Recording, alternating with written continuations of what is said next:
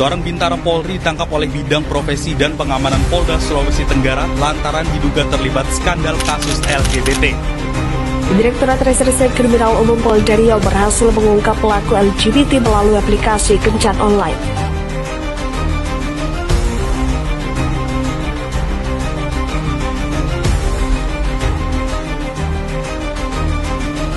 Kampus Institut Teknologi Bandung dihebohkan dengan dugaan kampanye LGBT yang bermula dari sebuah formulir online dengan pilihan jenis kelamin selain pria dan wanita.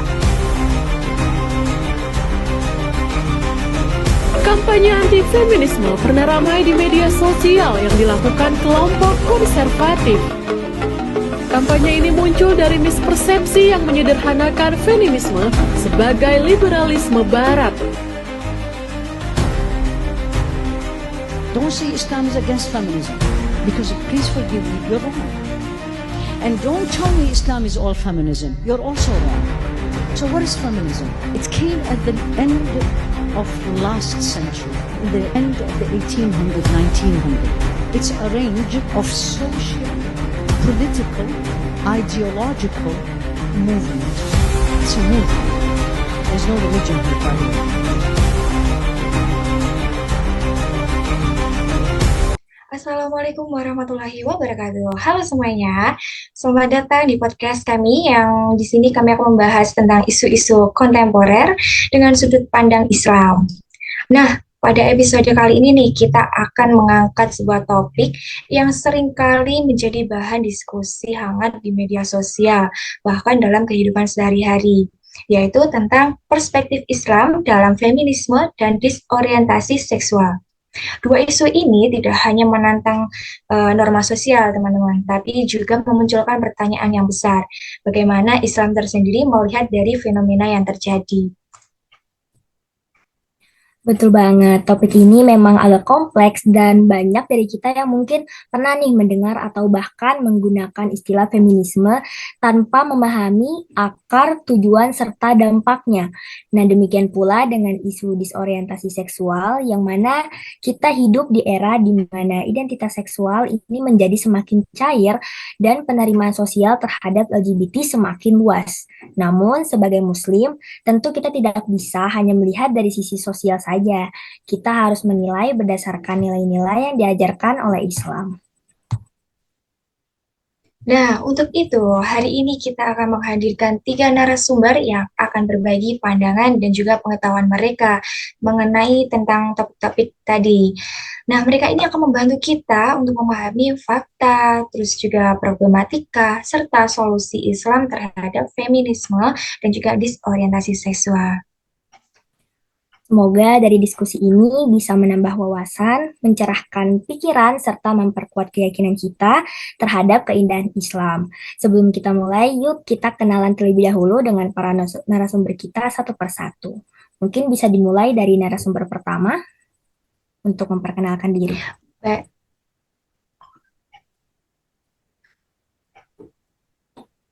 Baik, Silakan. halo semuanya, namaku Arinta Dias Permatasari.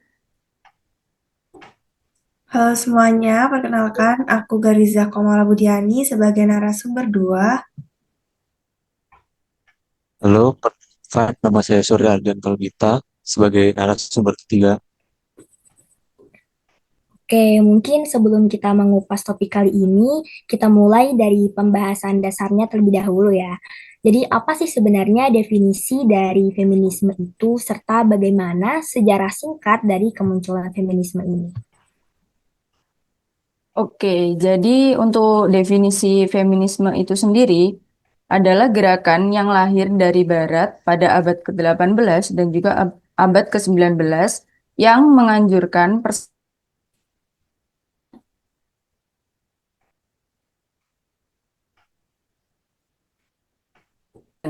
Hal ini juga sebagai respon terhadap ketidakadilan yang dialami oleh perempuan.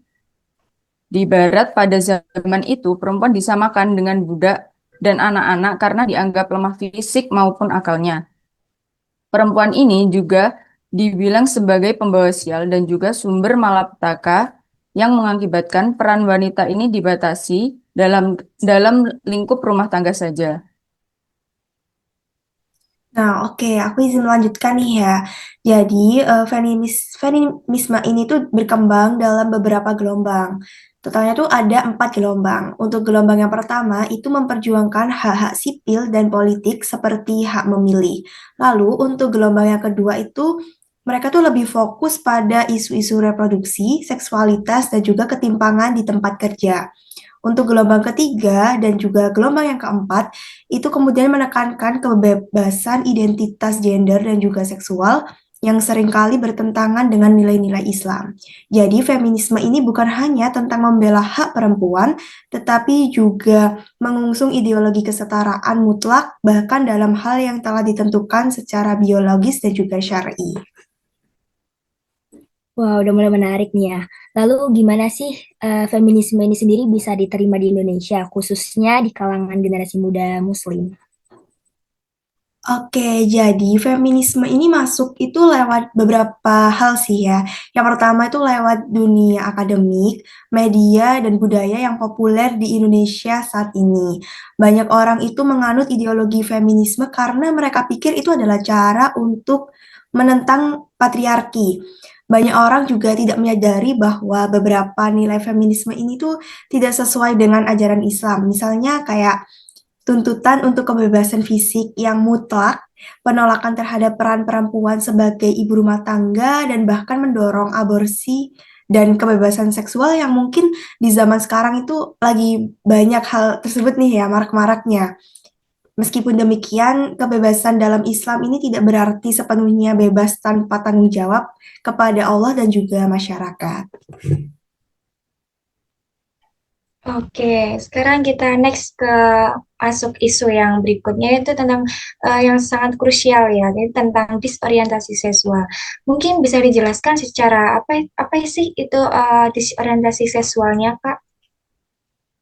Oke, jadi disorientasi seksual adalah kondisi di mana seseorang merasa kebingungan, menyimpang, atau tidak sesuai dengan identitas seksual yang sesuai dengan fitrahnya, yaitu jenis kelamin yang ditetapkan secara biologis. Hal ini mungkin lebih sering kita dengar dengan istilah LGBT, yakni lesbi, gay, biseksual, dan transgender.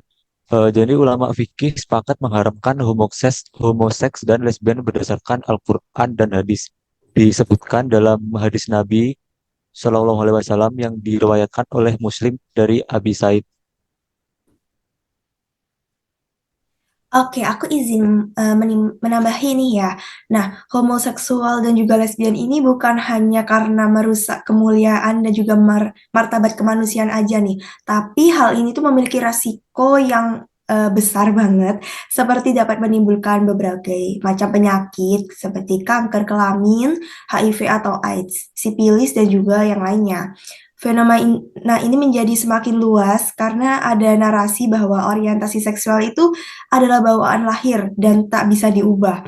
Media massa dan media sosial di sini juga ikut berperan besar dalam membentuk opini publik sehingga perilaku ini tuh dianggap normal, bahkan didukung oleh hukum di beberapa negara. Jadi hal ini tuh sekarang juga lagi marak-maraknya dan juga mulai terpublik begitu. Nah, iya, padahal dari sudut pandang Islam sendiri, identitas seksual itu bagian dari fitrah yang harus dijaga, bukannya diubah ataupun dinegosiasikan. Oh, jadi seperti itu. Nah, kira-kira nih apa sih yang bisa menyebabkan seseorang itu bisa mengalami disorientasi semacam itu, Kak? Ada banyak sih faktor yang mempengaruhi. Selain pengaruh dari media ataupun lingkungan, ada juga faktor psikologis seperti luka pengasuhan, kekerasan seksual, ataupun krisis identitas. Ketika seseorang tumbuh tanpa bimbingan spiritual dan pemahaman tentang fitrah, maka kebingungan itu bisa saja muncul.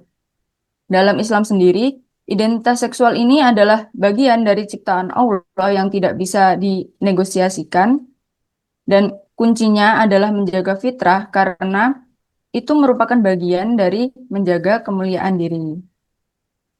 Oke, jadi tantangannya nih bukan hanya dari eksternal saja ya, tapi juga dari internal. Wah, sangat krusial nih ya. Lalu, bagaimana sih kita bisa menanamkan keimanan, adab, serta pemahaman yang kokoh kepada generasi muda, supaya tidak mudah terbawa arus tersebut. Nah, karena hal itu benar-benar krusial, kita tidak bisa hanya menyalahkan lingkungan saja, tapi kita juga harus memastikan bahwa dalam diri anak-anak muda punya fondasi akidah yang kuat untuk membedakan mana yang benar dan mana yang menyesatkan. Nah, jadi kalau bisa disimpulkan nih, feminisme itu gerakan yang berangkat dari kebutuhan sosial dan politik perempuan di Barat ya. Tapi dalam perjalanannya itu membawa nilai-nilai yang tidak selalu cocok dengan prinsip dalam Islam. Betul banget. Nah, tapi di satu sisi, feminisme ini memang menyuarakan keadilan bagi perempuan. Tapi di sisi lain juga banyak hal yang membawa misi ideologis yang lebih luas seperti dekonstruksi peran gender, relativisme moral, bahkan pengaburan batas antara laki-laki dan juga perempuan. Nah, ini menjadi masalah ketika diadopsi mentah-mentah tanpa adanya filter dari nilai-nilai agama. Oh, jadi tadi itu disebutkan juga nih kalau feminisme itu hadir lewat banyak jalur yang sekarang itu mudah sekali untuk masuk di kehidupan sehari-hari kita. Kira-kira apakah ini berarti kita sebagai generasi muda itu bisa lebih rentan terpengaruh dalam hal itu? Nah, iya banyak sekali anak muda yang mengenal feminisme ini dari media sosial, film, ataupun konten edukatif tanpa latar yang memadai dan juga mudah ditemui dalam banyak platform media sosial. Mereka menyerap gagasan-gagasan itu karena terdengar progresif dan membela hak tanpa menyadari bahwa ada nilai yang dibenturkan secara halus dengan prinsip Islam. Ketika konsep seperti my body, my rights diangkat tanpa batas, maka nilai tanggung jawab, adab, dan juga kehormatan jadi kabur.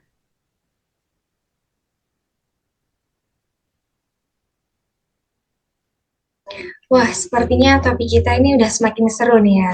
Saya nih, aku mau tanya sama teman-teman semuanya, apakah ide feminisme itu bisa selaras sih dengan Islam?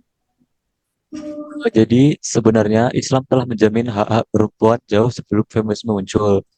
Dalam Islam juga mengakui hak perempuan atas pendidikan, kepemilikan harta, hak memilih pasangan, dan hak menyuarakan pendapat. Namun, perbedaan utamanya dalam Islam menekankan keadilan sesuai dengan fitrah. Tapi memang pada feminisme modern, terutama gelombang ketiga dan keempat, menuntut kesetaraan gender secara total, termasuk dalam peran, identitas, dan seksualitas. Ini berpotensi menghapus batas-batas yang telah ditetapkan oleh Allah antara laki-laki dan perempuan. Oleh karena itu, ada bagian dari feminisme yang bertentangan dengan prinsip Islam, khususnya dalam hal struktur keluarga, peran ibu-ibu, dan ketaatan syariat. Oke, lalu bagaimana sih kalau misal ada yang mengatakan kalau Islam itu patriarkis dan membatasi perempuan, apalagi sekarang ini kan zaman yang memudahkan semua orang untuk dapat berpendapat ya. Jadi pasti ada nih yang menyuarakan pendapat seperti itu. Wah, itu adalah hal yang mungkin sering banget kita dengar nih ya. Bahkan dari kalangan Muslim sendiri yang terpengaruh oleh cara pandang Barat itu, pandangan yang cukup umum. Apalagi kalau kita hanya melihat sebagian praktik yang terjadi di masyarakat, padahal kalau kita langsung mengacu pada Al-Quran dan juga hadis, Islam itu sangat memuliakan perempuan. Rasulullah juga mendorong pendidikan untuk anak perempuan, memperlakukan istri-istri dengan penuh kasih, dan juga melibatkan perempuan-perempuan itu dalam banyak urusan. Kalau ada perlakuan yang merugikan perempuan itu biasanya karena budaya atau kebiasaan yang tidak sesuai dengan ajaran Islam. Oke, jadi kita juga melihat tren yang baru muncul seperti disorientasi identitas seksual, yang mana ini juga jadi pembahasan hangat. Bagaimana sih Islam itu memandang perilaku LGBT, di mana sekarang banyak nih yang semakin terbuka dan secara terang-terangan terhadap LGBT ini. Islam itu memandang bahwa identitas laki-laki dan juga perempuan ini adalah bagian dari fitrah yang Allah tetapkan. Islam tidak membenarkan perubahan identitas seksual ataupun hubungan sesama jenis, tapi juga tidak serta-merta menghakimi orang yang mengalami kebingungan ataupun ujian di dalam hal ini. Islam juga mengajarkan agar kita berusaha menjaga fitrah, mengendalikan hawa nafsu, dan mencari bimbingan melalui ibadah dan lingkungan yang baik. Jadi, pendekatannya bukan secara keras, namun mengajak kembali ke nilai-nilai yang lurus dan menenangkan. Oke, jadi memang penting banget ya untuk memahami bahwa Islam itu tidak anti hak, tidak anti perasaan, tapi mengajak kita kembali pada keseimbangan. Banyak isu hari ini muncul bukan karena ajaran Islam yang kurang ya teman-teman, tapi karena pemahaman yang masih dangkal. Betul, dan karena itu kita perlu ruang edukasi yang sehat ya. Oke, karena kita udah bahas banyak nih soal fenomena yang lagi ramai sekarang tentang feminisme, soal identitas, dan juga pandangan Islam. Sekarang mungkin kita bisa coba untuk ngobrol bareng nih terkait solusinya apa sih? Apa yang bisa kita lakuin gitu, terutama buat kita yang hidup di zaman digital kayak sekarang. Oke, jadi pertama-tama yang bisa kita lakuin itu kita harus sadar dulu kalau informasi itu sekarang gampang banget diakses, tapi nggak semuanya itu sehat buat mental dan juga cara berpikir kita.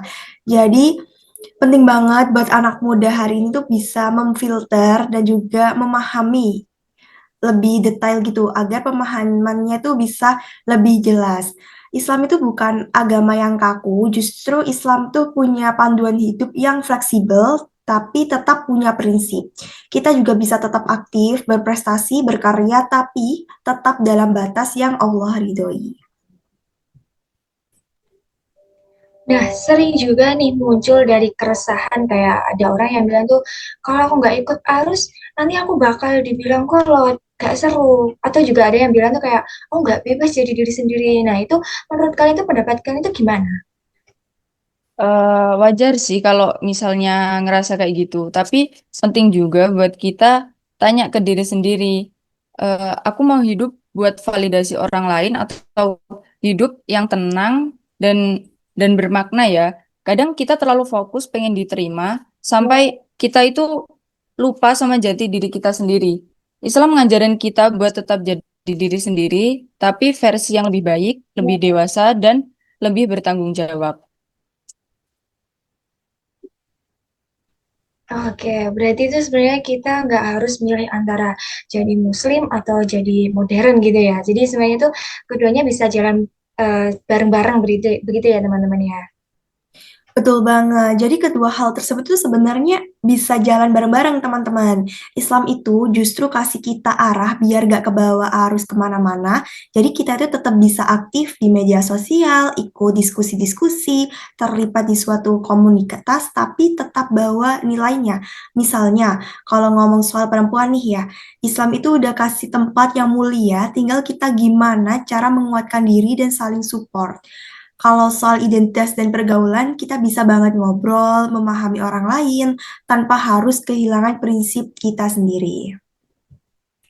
Oke, terus kalau dari sisi praktis nih, apa sih yang bisa mulai kita lakukan dari sekarang? Nah, jadi ada beberapa hal simpel tapi ngaruh. Itu misalnya seperti yang pertama, perbanyak referensi yang sehat, ikut kajian, dengerin podcast yang Islami, baca buku-buku bagus. Terus yang kedua ada cari lingkungan yang positif, teman ngobrol itu ngaruh banget ke cara mikir kita. Terus yang ketiga, terakhir, itu ada jangan takut tanya kalau bingung. Banyak ustazah atau ustadz muda yang relate banget dan bisa kasih panduan dengan bahasa yang kita ngerti.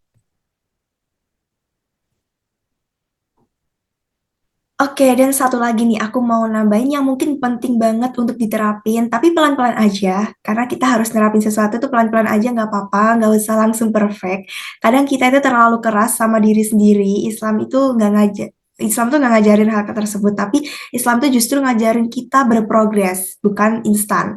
Yang penting itu kita terus jalan dan gak nyerah buat belajar jadi diri yang lebih baik. Wah, ngena banget sih ini ya Kak. Jadi intinya nih gak usah ngerasa sendiri ya, gak usah takut untuk ketinggalan zaman. Jadi kita tuh bisa kok jadi muslim yang mantap, tetap relevan, dan juga tetap punya arah hidup.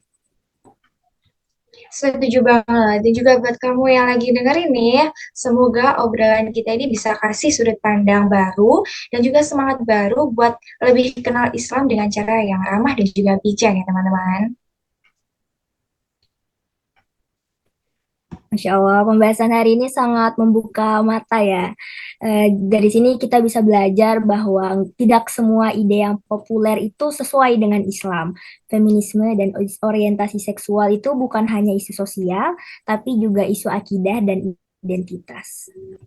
Betul. Nah, kita sebagai generasi muda Muslim ini harus cerdas dalam menyikapi isu-isu yang ada di zaman ini dan juga tetap kembali kepada Al-Quran dan Sunnah sebagai pedoman utama dalam hidup kita. Baik, kami ucapkan terima kasih kepada para narasumber atas ilmu dan pandangan yang sangat berharga yang telah diberikan. Semoga Allah menjaga kita semua di jalan yang lurus. Baik, kami cukupkan. Sampai jumpa di podcast berikutnya. Wassalamualaikum warahmatullahi wabarakatuh.